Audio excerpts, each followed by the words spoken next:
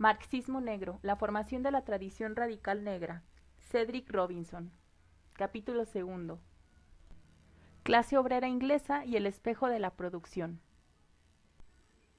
Hasta hace muy poco, gran parte de lo que se conocía sobre la aparición de la clase trabajadora industrial en Inglaterra y de lo que se suponía sobre el desarrollo en ella de una conciencia de clase estaba envuelto en neblinas ideológicas y simplificaciones históricas. Esto puede deberse a que los creadores de heroicas sagas de tragedia y triunfo, ya fueran liberales o radicales, procuraban de forma esforzada limitar la historia a estrechos confines. Sin embargo, la investigación histórica tiene sus recompensas, a menudo inesperadas. En cualquier caso, la consideración histórica prestada a las clases trabajadoras inglesas no ha sido escasa. De esos abundantes materiales intentaremos deducir los factores materiales y sociales que influyeron en el desarrollo de la conciencia de la clase trabajadora, el espejo de la producción, y de las formas que asumió en los siglos XVIII y XIX. Nos guiaremos en ello menos por lo que se suponía que en abstracto debíamos esperar que hubiera ocurrido, que por lo que efectivamente ocurrió. La expropiación, el empobrecimiento, la alienación, la formación de conciencia y de expresiones de clase se tratarán no como abstracciones o como efectos residuales de un sistema de producción, sino como categorías vivas. Veremos cómo hombres, mujeres y niños reales experimentaron la dislocación, la pobreza, la explotación de su trabajo y cómo reaccionaron a ellas. También cómo emplearon sus recursos intelectuales y emocionales disponibles a fin de asimilar esa experiencia. Con este propósito me esforzaré por mantener esta investigación enmarcada en las declaraciones sobre la clase obrera inglesa realizadas por Thomson hace unas décadas. La clase obrera se hizo a sí misma, tanto como fue hecha, advertía. Además, resumía, la conciencia de clase es la forma en que se expresan las experiencias en términos culturales, encarnadas en tradiciones, sistemas de valores, ideas y formas institucionales. Si bien la experiencia aparece como algo determinado, la conciencia de clase no lo está. La clase la define la gente mientras vive su propia historia.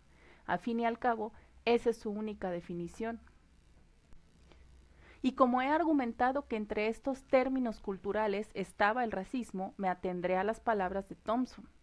Pero antes es importante dejar a un lado ciertas creencias sobre las circunstancias en las que hizo su aparición la clase trabajadora industrial inglesa. Al revisar la aparición del socialismo en el siglo XIX, sus historiadores nos informan repetidamente de que ese movimiento y sus ideologías comenzaron con la Revolución Industrial y la Revolución Francesa. Sin embargo, la facilidad con que muchos estudiosos del socialismo han llegado a esta asociación entre un ideal multifacético y los catalizadores gemelos de la modernidad se disipa un tanto cuando la mirada está más atenta a las realidades más concretas que subyacen bajo estas abstracciones del cambio repentino e irreversible. La revolución industrial nunca fue, por ejemplo, el fenómeno en el que lo han convertido algunos de sus historiadores y que pervive en la imaginación popular.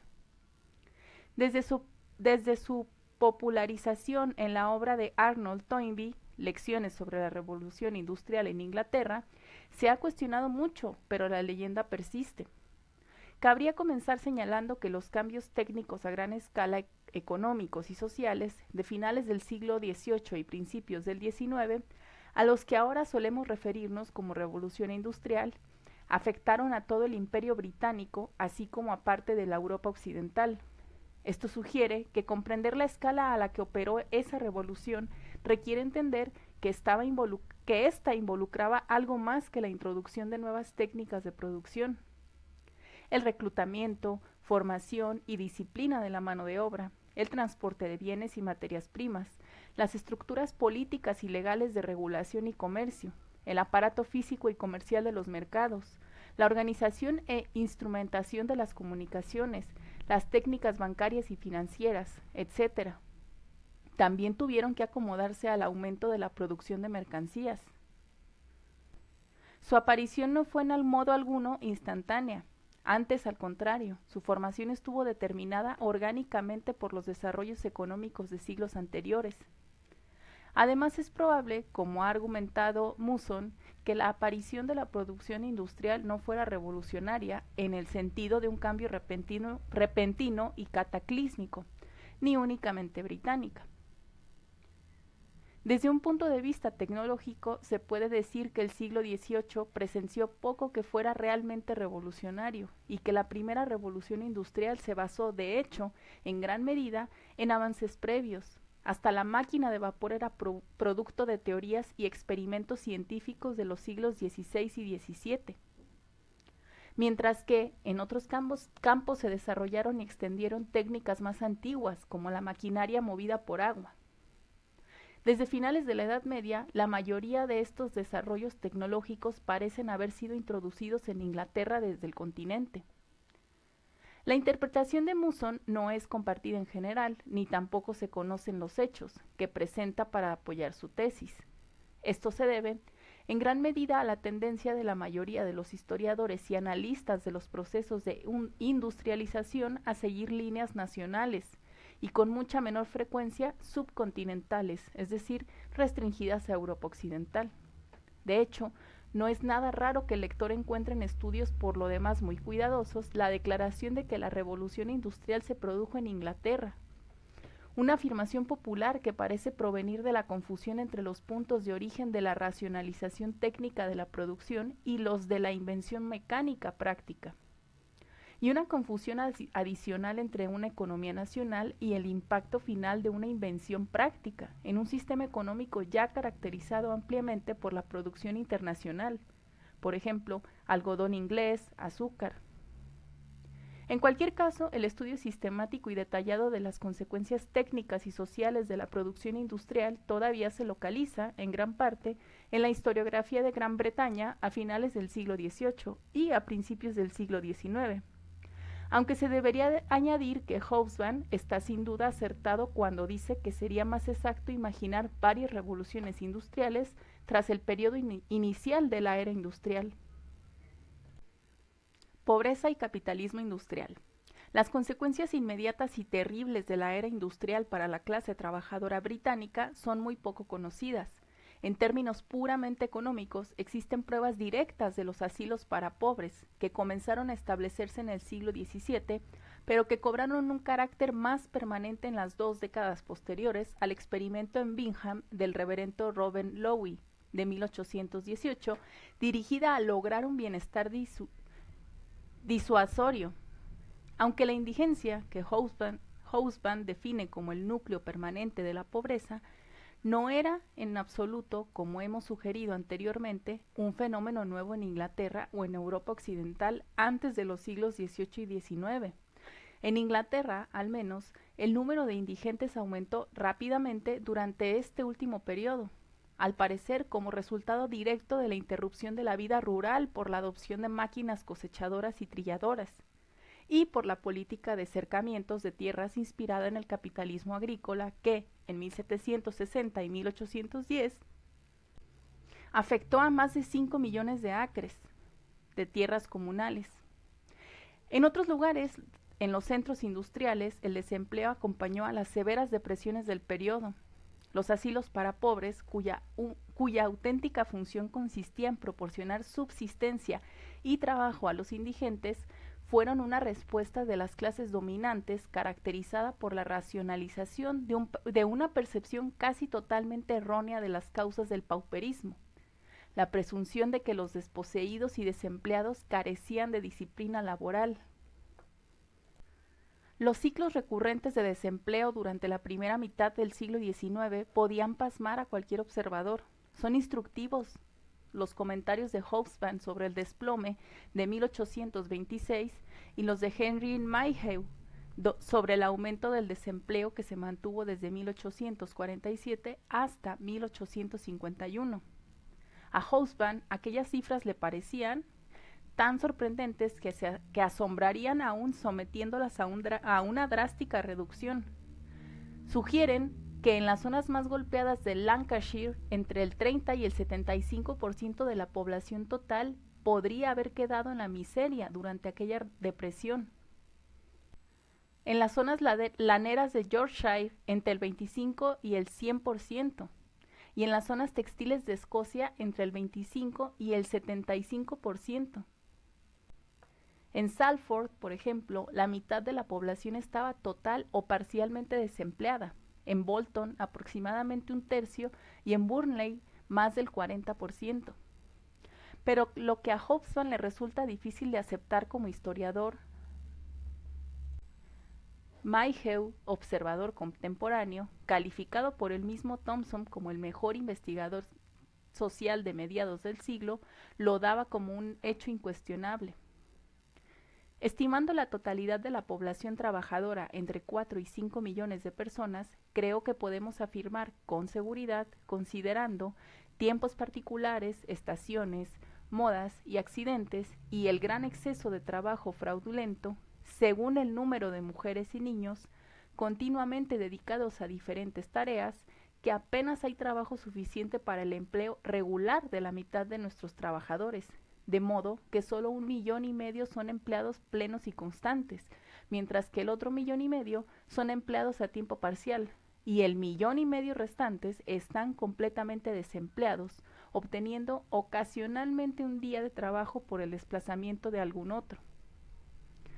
Además, cuando Hobsbawm nos informa de que los indigentes alojados en los asilos de trabajo punitivos del siglo XIX, a pesar de ser víctimas de la aversión manifiesta de sus superiores sociales y económicos, probablemente comían sustancialmente mejor que las franjas significativas de trabajadores agrícolas y urbanos.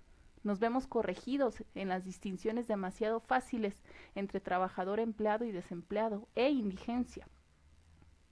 Los tres tipos constituían una subclase que se extendía a las filas de los trabajadores cualificados. Hallamos nuevas pruebas del impacto de la era industrial sobre la clase obrera británica y los pobres en los estudios sobre el alojamiento, término que presumiblemente se aplicaría a condiciones de supervivencia que iban desde los refugios nocturnos improvisados en portones, callejones, bodegas y calles de las ciudades, así como en el campo abierto junto a las carreteras del pueblo, estando los asilos parroquiales y sindicales y las estructuras de las chabolas de trabajadores bastante alejados, concreta y subjetivamente, del pastoralismo benigno ahora asociado con el término. Así como en los estudios de morbilidad, mortalidad, trabajo infantil, condiciones físicas del trabajo y subalimentación. En general, cuanto más fiables son los datos, más firme es la impresión de una población cada vez más deprimida en este periodo en cuestión. Aún así, todas esas cifras solo permiten detectar superficialmente el verdadero problema, que es la experiencia vivida por los hombres, mujeres y niños que constituían las clases trabajadoras y pobres inglesas. ¿Cómo era realmente su vida? Lo que se puede medir suelen ser simplemente sus condiciones de vida y no sus contenidos sociales, morales e ideológicos. Las condiciones objetivas, ritmos y pautas de la proletarización de la mano de obra inglesa enmarcan la experiencia, pero no la determinan, de modo que las erupciones sociales de esta clase se han mostrado persistentemente refractarias a una explicación monotemática. En 1930, Hammond, quien junto a su colega Barbara Hammond contribuyó tanto a la historia de la fuerza de trabajo británica, lo exponía con la suficiente claridad como para que valga la pena repetirlo. Si consideramos el tipo de vida social creado por la revolución industrial, encontramos que en cierto sentido ninguna clase social escapó a ella. Para todos los trabajadores por igual había la misma ausencia de belleza, la misma ausencia de campos de juego o parques, la misma ausencia de concursos o festivales, la misma aceleración del trabajo, la misma ausencia de cualquier cosa calculada para crear lo que Sófocles llamaba el talante que edifica el muro de una ciudad. La fealdad de la nueva vida, con sus suburbios marginales, su falta de edificios hermosos, su destrucción de la naturaleza y su desprecio por las necesidades más profundas del hombre, no afectaba únicamente a esta o aquella clase de trabajadores, sino a toda la población trabajadora. En términos de felicidad e infelicidad de hombres y mujeres, dice Hammond en otro lugar, al observar la vida durante la era de la revolución industrial, uno se ve conmovido de inmediato por su extraordinaria pobreza.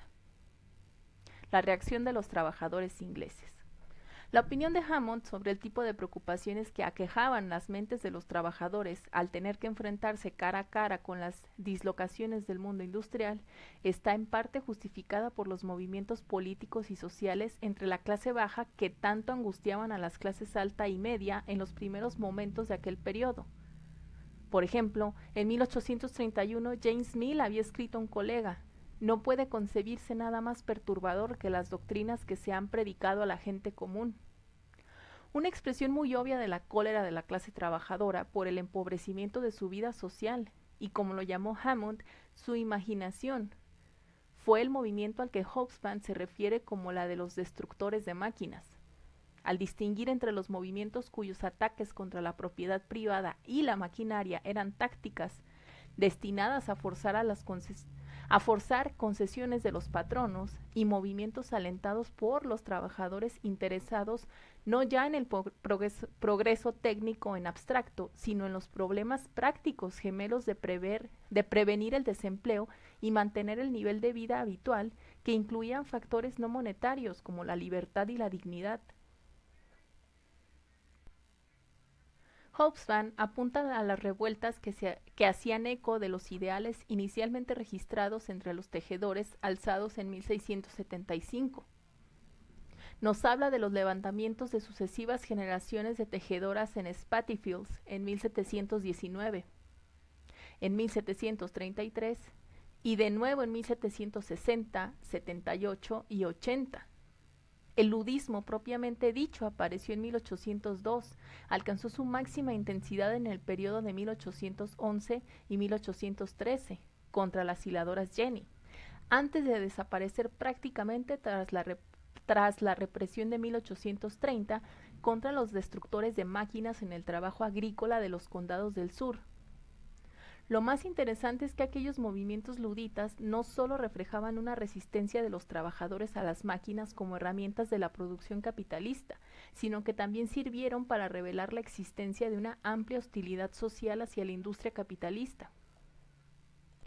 Los empresarios capitalistas, plenamente desarrollados, constituían una pequeña minoría.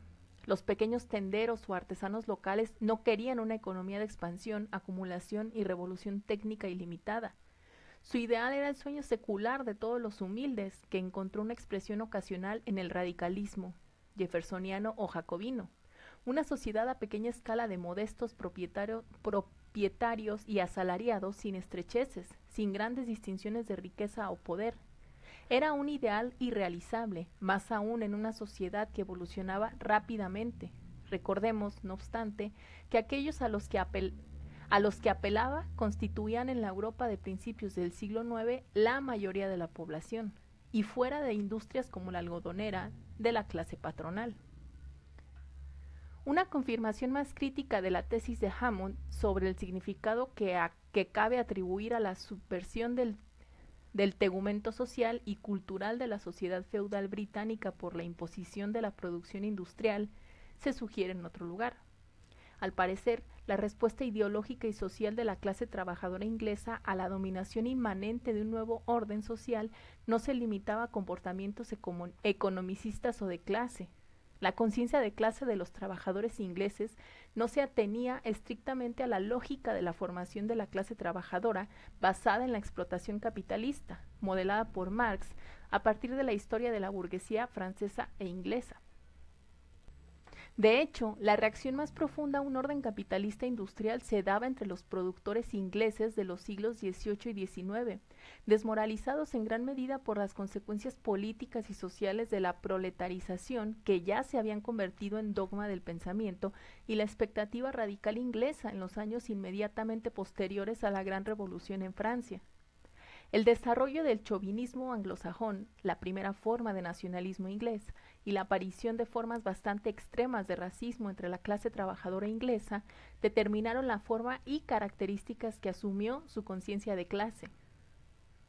Los provincianismos del etnocentrismo y la hostilidad racial constituyeron una respuesta que a la vez provenía ya y era consecuencia de la pérdida de la integración social precapitalista.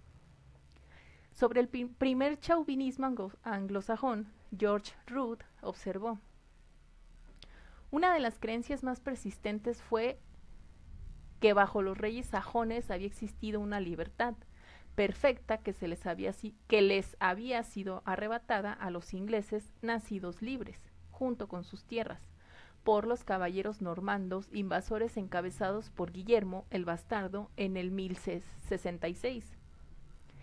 Ese mito del yugo normando persistió hasta los tiempos cartistas, o sea, la década de 1840, y fue transmitido por generaciones de niveladores y liberales, educados en los principios de la Revolución, radicales y demócratas londinenses del siglo XVIII, nutridos de las doctrinas más recientes de la soberanía popular y los derechos del hombre.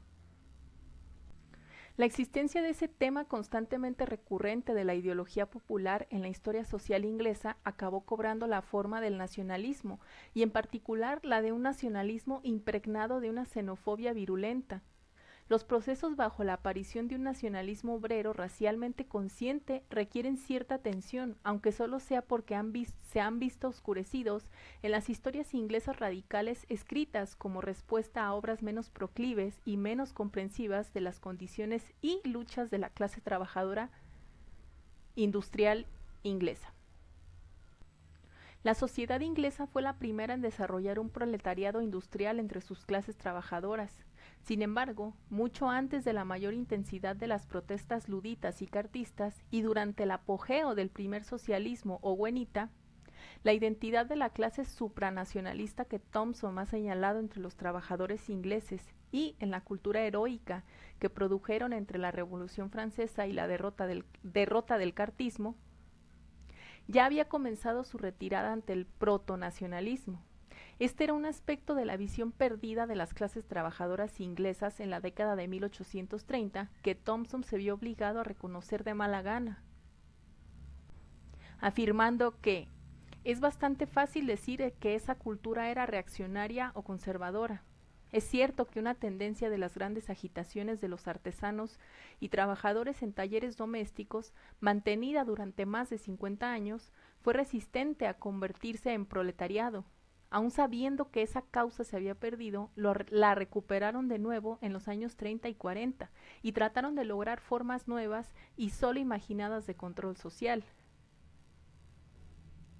Volvería a aparecer a mediados de la década de 1860, pero para entonces lo que se convertiría en el movimiento sindicalista, que reemplazaba una conciencia anterior y explícita de una lucha de clases por el poder político, había progresado tanto al quebrar bajo el control de los burócratas sindicales que ni siquiera la intervención directa de Marx fue suficiente para desviar la conciencia de la clase trabajadora inglesa del nacionalismo más que por un momento.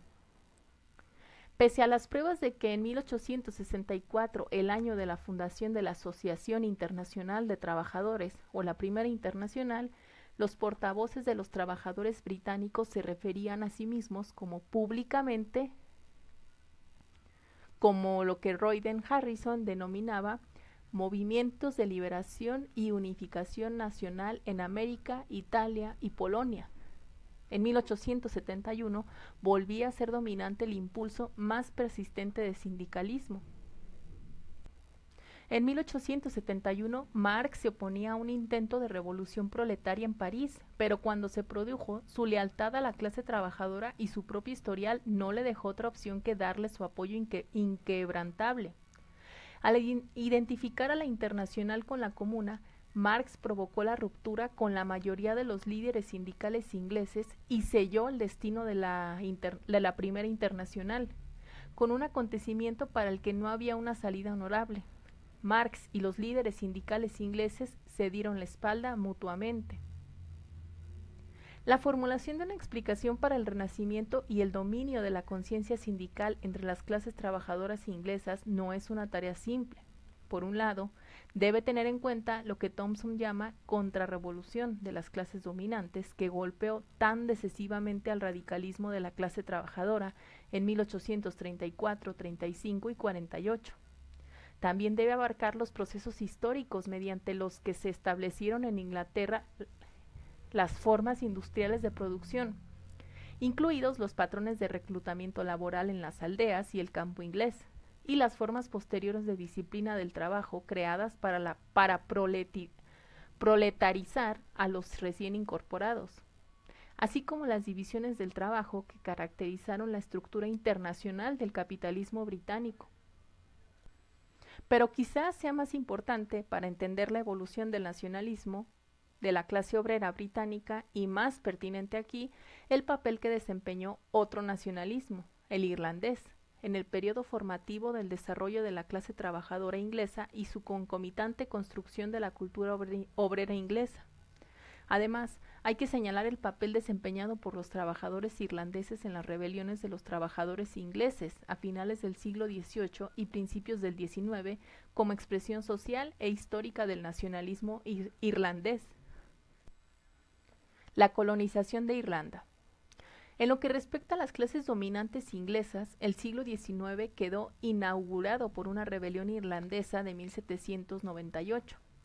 Habiendo sobrevivido a las revoluciones americana y francesa, el objeto inamovible, Irlanda, y lo que los ingleses denominaban la cuestión irlandesa, se convirtió en el mayor problema en la política victoriana tardía, como quizá lo había sido durante casi todo el siglo. En cualquier caso, su respuesta a lo que percibían como una manifestación particularmente perniciosa de la conspiración jacobina y la interferencia francesa fue disolver lo que se había hecho pasar por un parlamento irlandés y declarar en 1800 un acta de unión entre Irlanda y Reino Unido. De hecho, el Estado británico estaba dejando de lado las ineficaces estructuras e instrumentos del dominio indirecto para pasar a una dominación directa y familiar. Esta sustitución de un conjunto de instituciones por otro se demostró indiferente a largo plazo para los propósitos del Estado inglés, aunque seguía lógicamente los intereses evidentes del capital inglés y de la ideología anglosajona. La cuestión irlandesa se convirtió en un asunto mucho más importante en el siglo XIX que en el XVIII, por más que pareciera que su carácter había sido fijado mucho antes. James Anthony Froude, en su historia Los ingleses en Irlanda, ofrece al lector lo que es a la vez una historia política detallada y una demostración de la extensión y tipo de imágenes de los irlandeses que se habían fijado en las mentes de los ingleses. Comienza informando al lector que cuando la aristocracia militar normanda invadió Irlanda en el siglo XII, los irlandeses eran, a excepción del clero, poco más que un tropel de salvajes armados. Tras derrotar a los defensores de la isla, continúa Froude, los normandos tenían tres opciones de acción sobre el pueblo conquistado: exterminio, ocupación armada o colonización armada. Pero eligieron, se lamenta Froude, un camino completamente diferente. Los normandos que ocuparon Inglaterra e Irlanda cumplían la tarea para la que estaban precisamente cualificados y dotados. No destruyeron al pueblo irlandés, simplemente se dedicaron a gobernarlo, como hicieron luego los ingleses en India, desposeyendo a los jefes, cambiando el laxo orden de herencia por una sucesión ordenada, dando seguridad a la vida y a la propiedad y permitiendo a quienes se mostraban aplicados cosechar los frutos de su trabajo sin temor al maltrato y al saqueo. Su derecho a gobernar radicaba en su capacidad para hacerlo y en la necesidad de los irlandeses para ser gobernados. El resultado final fue desafortunado para la misión civilizadora de los normandos. En lugar de extender la civilización inglesa sobre los habitantes de la isla, el pueblo conquistado absorbió racial, cultural y políticamente a sus gobernantes normandos. Hasta la segunda mitad del siglo XIV, después de que Inglaterra hubiera sufrido los desastres detallados anteriormente, los intentos judiciales y políticos para asegurar una presencia específicamente anglo-normanda en los 4 condados del English Pale, Dublín, Meath, Kildare y Louth, mostraban en realidad la inutilidad de los diseños que habían seguido a la conquista. De hecho, el término conquista era una arrogancia de la historia política inglesa. Con respecto de sus relaciones políticas con Inglaterra, Irlanda, y más concretamente el Pale, siguió estancado entre el dominio indirecto y el gobierno autonómico.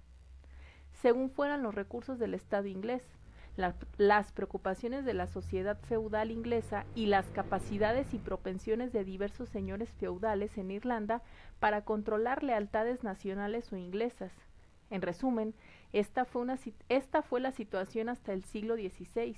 En términos económicos y a menudo políticos, la Irlanda feudal era casi totalmente independiente de Inglaterra.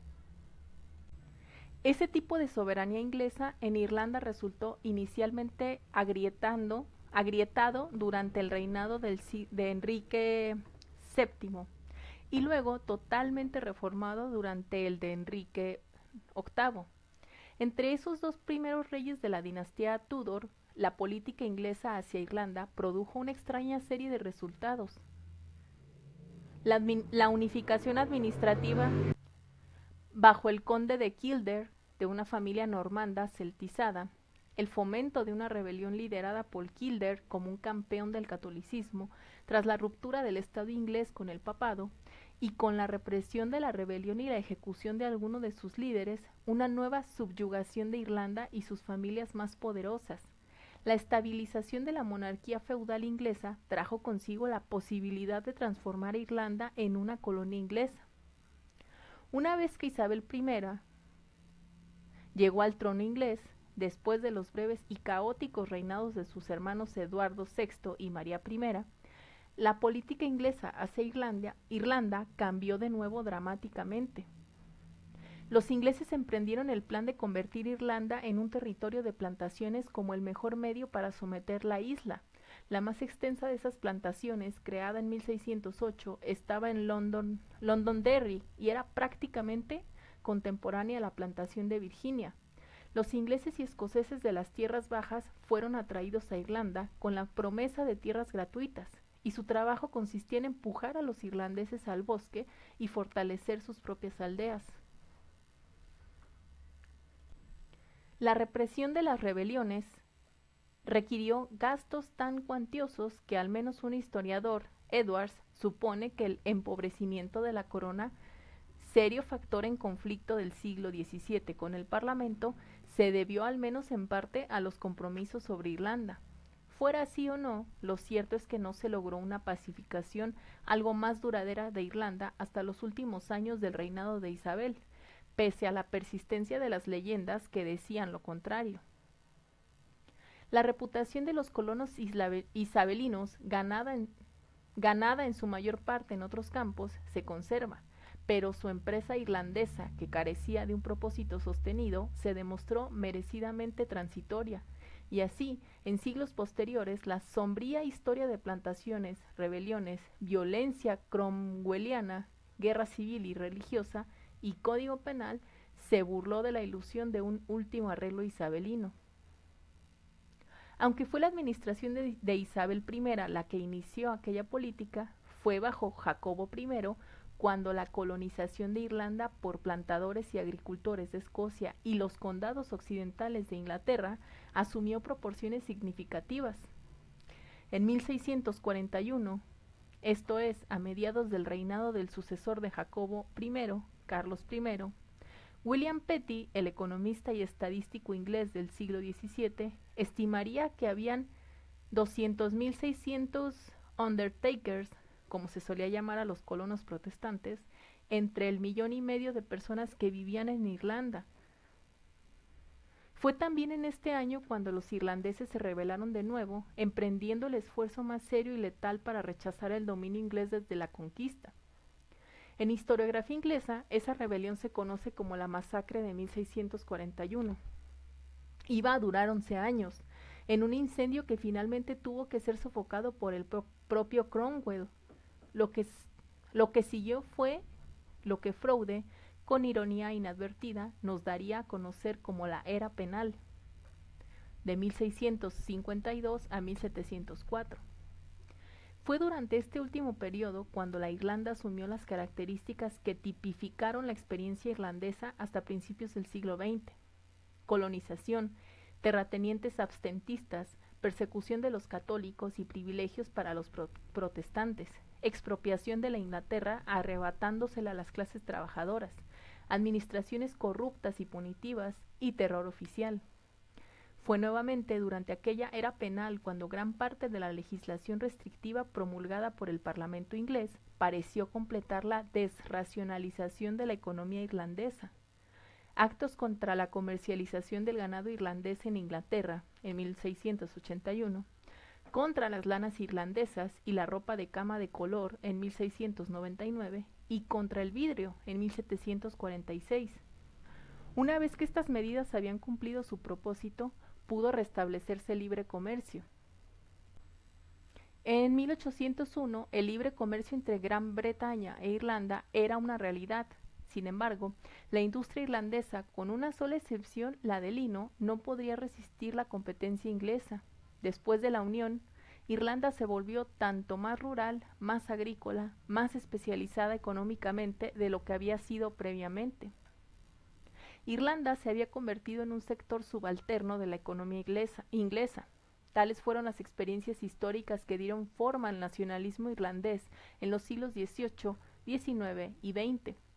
Los caracteres psíquicos e intelectuales de los trabajadores irlandeses que emigraron a Inglaterra durante los siglos XVIII y XIX para complementar el trabajo del incipiente proletariado inglés quedaron determinados en gran medida por esos mismos acontecimientos.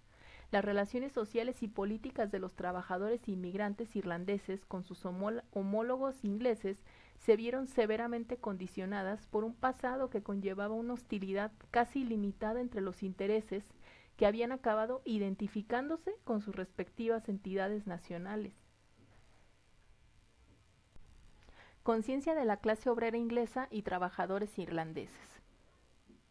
El inmigrante irlandés fue un elemento importante en la clase trabajadora industrial inglesa. En 1841 vivían en Gran Bretaña 400.000 inmigrantes nacidos en Irlanda. Era tal y como Thomson describe al trabajador irlandés de principios del siglo XIX, la mano de obra más barata en Europa occidental. Los trabajadores irlandeses eran reclutados y utilizados para realizar las más pesadas tareas manuales en la base de la sociedad industrial, que requerían un gasto desmesurado de pura energía física, una alternancia de trabajo intensivo y bulliciosa relajación más acorde a los ritmos laborales preindustriales y lo que el artesano o tejedor inglés no era adecuado, tanto por su debilidad física como por su temperamento puritano. Aun así, la explicación de Thomson sobre la necesidad de complementar las clases trabajadoras inglesas no era la razón que prevalecía en aquel momento. Engels estaba mucho más cerca de la clase trabajadora inglesa y quizá era más preciso en su evaluación de sus motivos cuando observa que los irlandeses han descubierto las mínimas necesidades de vida y ahora están haciendo que las conozcan los trabajadores ingleses. En cualquier caso, habría sido inconsistente con los principios del anglosajonismo para separar al trabajador inglés de una jerarquía racial que era bastante adecuada para destacar las deficiencias de la raza irlandesa. El trabajador irlandés provenía de una raza inferior, según creían sus patronos ingleses, y el valor del mercado más barato de su trabajo no era más que su forma más racional. Dejando a un lado por el momento los prejuicios populares, las clases trabajadoras inglesas, especialmente las situadas en los núcleos de la industria inglesa, tuvieron más ocasiones que sus superiores para adoptar actitudes muy diferentes hacia sus homólogos irlandeses. De hecho, a principios del siglo XIX, las oportunidades para la formación de movimientos sociales florecientes de trabajadores irlandeses e ingleses eran frecuentes y parecían prometedoras. Los líderes sindicales irlandeses ocuparon papeles prominentes en la agitación de la clase trabajadora en Inglaterra, por ejemplo en el movimiento cartista. Y muchos creen que los movimientos y organizaciones de la clase trabajadora en Inglaterra se modelaron en general a partir de los métodos de organización irlandeses. La medida en que la dirección de un movimiento obrero unificado y radical se había conseguido y que posteriormente fuera tan fácilmente disuelto a principios del siglo XIX, ha preocupado tan profundamente a más de un historiador del periodo, que ha ocasionado especulaciones inusuales. Thomson, revisando las observaciones de Engels sobre los efectos positivos, revolucionarios, de la mezcla de dos razas en la clase trabajadora, el temperamento irlandés más fácil, excitable y ardiente, con el inglés estable, razonador y perseverante. Se detuvo a reflexionar sobre las posibilidades políticas que la producción capitalista inglesa había producido de forma inevitable. Fue una ventaja para los patronos en un momento en que la ingeniería de precisión coexistía con la construcción de túneles a pico y pala, poder combinar ambos tipos de trabajo. Pero el precio que tuvieron que pagar fue la confluencia de un radicalismo político sofisticado con una actitud revolucionaria más primitiva y exaltada. Esta confluencia llegó con el movimiento cartista. Antes de la década de 1790, parecía posible unir en una estrategia revolucionaria común el jacobinismo inglés y el nacionalismo irlandés. Si O'Connor hubiera podido arrastrar Irlanda consigo, como lo hizo con el norte de Inglaterra, el movimiento cartista y la joven Irlanda podrían haber llegado a confluir en un estallido insurreccional común. El cartismo, empero, resultó ser el punto más alto de cooperación entre los elementos irlandeses e ingleses de las clases trabajadoras en Inglaterra.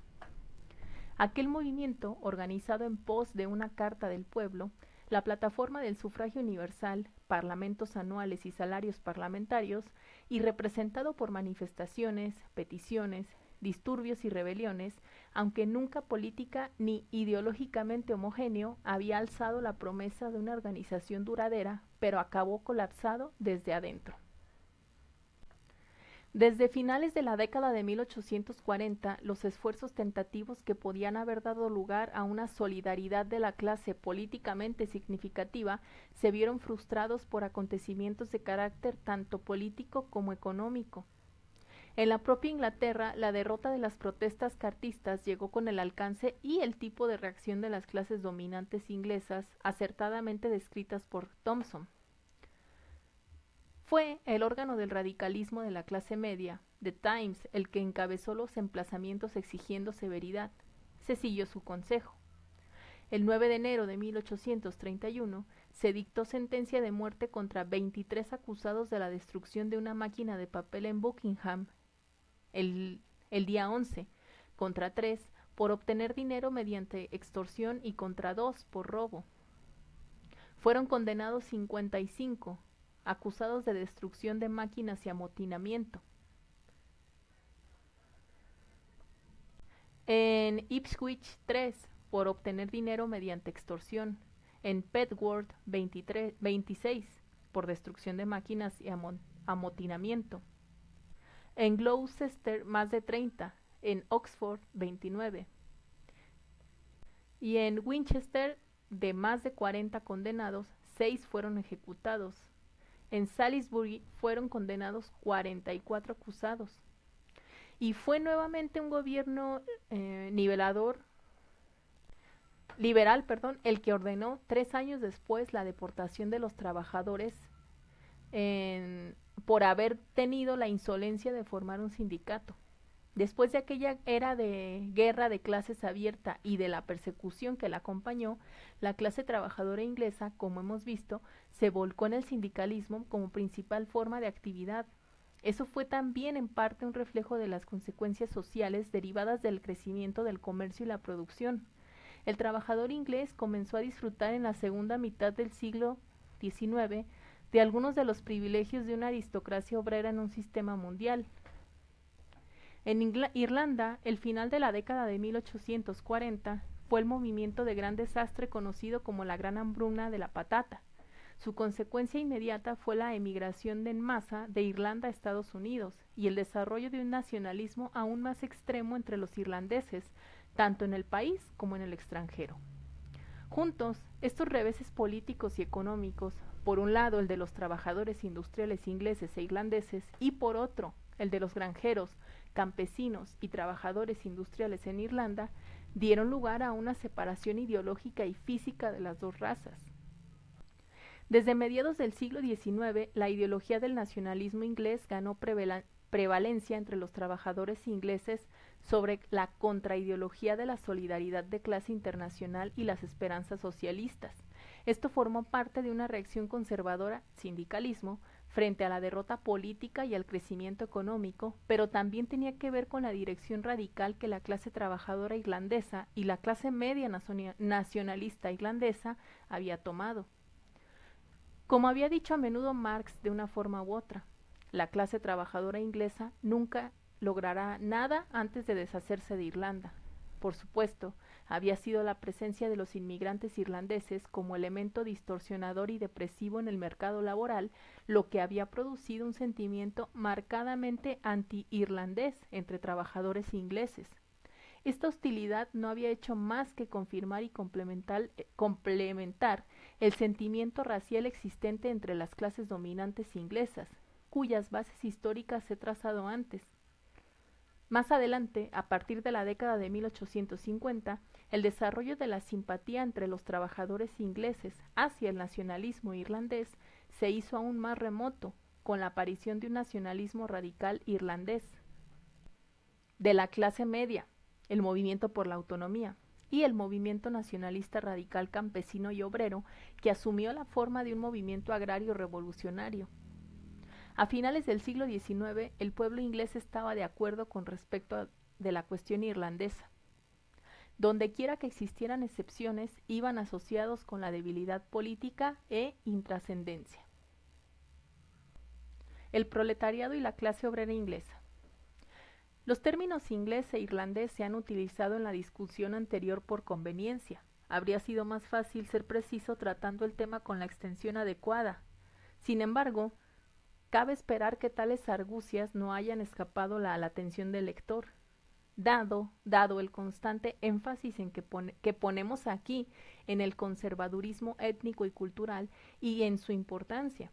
Aunque Irlanda no es más que una pequeña isla, la integración de los pueblos irlandeses no era un hecho consumado en el momento de la Gran Hambruna y de las principales emigraciones desde Irlanda en el siglo XIX.